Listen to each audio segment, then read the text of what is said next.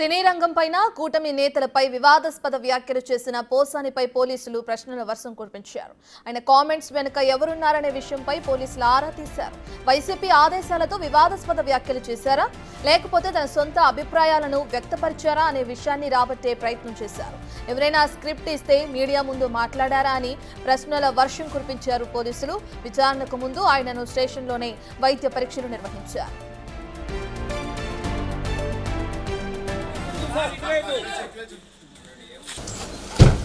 Sir Posani గారు ఏమంటారు మీ arrest మీద?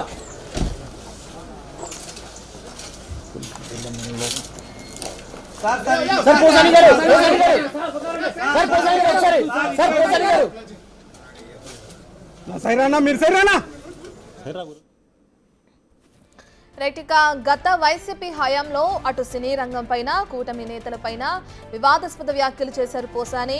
కూటమి ప్రభుత్వం అధికారం చేపట్టిన తర్వాత కూడా ఆయన కొన్ని వ్యాఖ్యలు చేయడం మనం చూస్తున్నాం. ఓవరాల్ గా పోసాని ఏదైతే వివాదాస్పద వ్యాఖ్యలు చేశారో వాటికి సంబంధించి ఆయన్ని పోలీసులు ఈ రోజు విచారణ చేపట్టారు. పలు ప్రశ్నల వర్షం ఆయన పైన కురిపించినట్లు కూడా మనం చూస్తున్నాం. అయితే ఆయన ఏదైతే వ్యాఖ్యలు చేశారో, ఏదైతే కామెంట్స్ చేశారో వాటి వెనుక ఎవరైనా ఉన్నారా అనే తీరులో కూడా పోలీసులు విచారణ అనేది కొనసాగిస్తున్నారు. ఎవరున్నారు ఈ విషయం పైన అనే ఆరా కూడా పోలీసులు తీస్తూ మనం చూస్తున్నాం. పూర్తి డీటెయిల్స్ అందించడానికి ఇదే విషయానికి సంబంధించి మా ప్రతినిధి దామోదర్ అందుబాటులో ఉన్నారు. ఒకసారి దామోదర్ తో మాట్లాడదాం. రైట్ దామోదర్, మనం పోసానిని ఇప్పటికే పోలీసులు విచారణ జరిపించడం మనం చూస్తున్నాం. అయితే ఎటువంటి ప్రశ్నలను పోసానికి వేయటం జరిగింది పోలీసులు? ఆయన దగ్గర నుంచి సమాధానాలు ఏ విధంగా రావటం జరిగింది? డీటెయిల్స్ ఏంటి దామోదర్?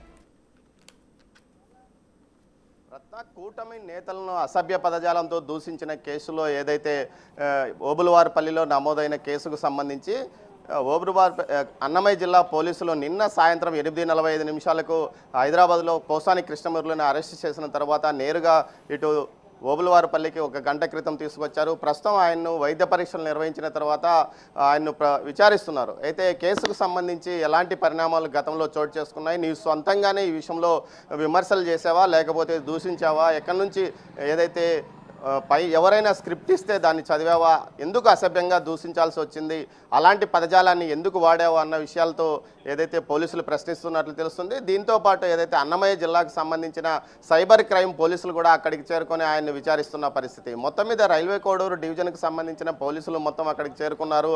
అక్కడ బందోబస్తు ఏర్పాటు చేశారు. ఉదయం అక్కడికి చేరుకున్న ఏదైతే పోసాని కృష్ణమురళి ప్రస్తుతం పోలీసుల విచారణలో 1.5 గంటల పాటు ఆయన విచారిస్తున్న పరిస్థితి.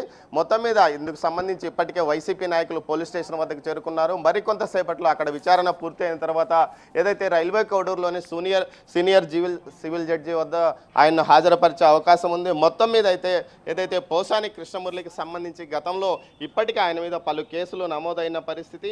ఈ కేసుకు సంబంధించి BSN 111 196 353 299 336 4 341 61 2 సెక్షన్ల కింద ఆయన పైన కేసులు నమోదైనాయి. దీంతోపాటు టీటీడీ చైర్మన్ BR నాయుడు పైన కూడా అసభ్య వ్యాఖ్యలు చేసినందుకు పోసానిపై మరో కేసు నమోదైంది. ఇదే విధంగా ఉమ్మడి చిత్తూరు జిల్లాకు సంబంధించి యాదమరిలో ఒకటి, అదేవిధంగా సూలూరుపేటలో ఏదైతే ఉమ్మడి నెల్లూరు జిల్లాకు సంబంధించి సూలూరుపేటలో ఒకటి, దీంతోపాటు తిరుపతి జిల్లాకు సంబంధించి పుత్తూరులో కూడా ఆయన మీద కేసులు నమోదైన పరిస్థితి. అదేవిధంగా శ్రీకాకుళం జిల్లాలో ఒక కేసు నమోదైంది. బాపట్ల, మంగళగిరి, అనంతపురం, చిత్తూరు, ఈ యాదమరి, తిరుపతి జిల్లా పుత్తూరులో కేసులు అతని మీద ఫిర్యాదులు ఉన్నాయి. దీనికి సంబంధించి కేసుల నమోదుతో పాటు విచారణ కూడా ఎదుర్కోవాల్సిన పరిస్థితి ఏర్పడింది. ముఖ్యంగా ఇక్కడ ఏదైతే ఈ సెక్షన్ల కింద 7 సంవత్సరాల లోపు జైలు శిక్ష పడే అవకాశం ఉన్నందువల్ల ఆయనకు బెయిల్ ఇచ్చే అవకాశం ఉందని చెప్తున్నప్పటికీ ఏదైతే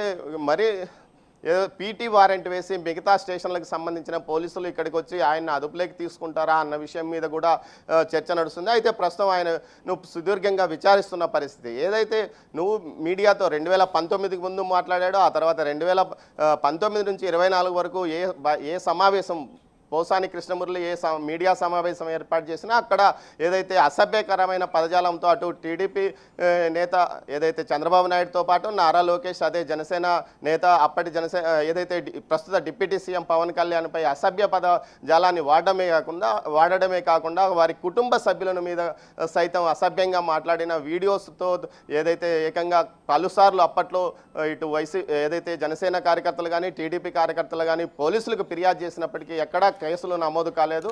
అప్పట్లో ఉన్న అధికార పార్టీ అండదండలు ఉండడం వల్ల కేసులు నమోదు కాలేదని ప్రస్తుతం మనతో ఏదైతే ఫిర్యాదుదారుడైన మణి అన్నారు.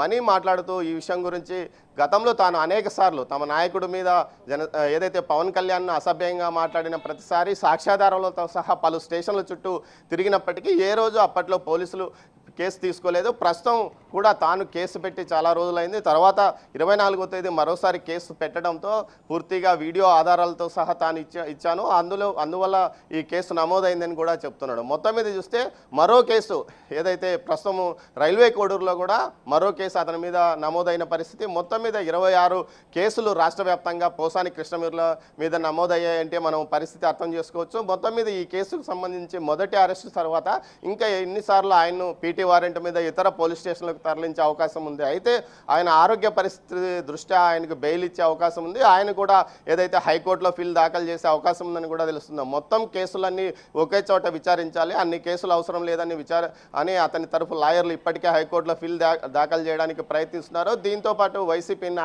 నేతలు స్థానిక వైసీపీ నేతలు ఇప్పటికే అటు ఓబులవారిపల్లి పోలీస్ స్టేషన్ వద్దకు చేరుకొని అతని కోసం ఎదురు చూస్తున్నారు. అయితే వారిని ఎవరిని లోపలికి అనుమతించలేదు, న్యాయవాదులను సైతం లోపలికి అనుమతించలేదు, కేవలం అతన్ని ఒంటరిగానే విచారిస్తున్న పరిస్థితి. మరోవైపు ఇటు రైల్వే కోడూరు పోలీస్ ఏదైతే కోర్టు వద్దకు ఇప్పటికే అందరూ చేరుకుంటున్నారు. పోసాని కృష్ణమూర్తి అరెస్టు తర్వాత జరుగుతున్న పరిణామాల్లో బెయిల్ వస్తుందా రాదా అన్న మీమాంస ఉన్నప్పటికీ ఏదైతే 7 సంవత్సరాల లోపు జైలు శిక్ష పడే అవకాశం ఉన్నందువల్ల ఖచ్చితంగా బెయిల్ వస్తుందంటూ కూడా ధీమా వ్యక్తం చేస్తున్నారు. మరోవైపు వైసీపీ అగ్రనాయకులు అదేవిధంగా వారికి సంబంధించిన న్యాయ విభాగ నిపుణులు కూడా ఇప్పటికే ఈ కేసుకు సంబంధించి బెయిల్ కోసం తమ ప్రయత్నాలు ప్రారంభిస్తున్నారు. Right, thank you Damodar.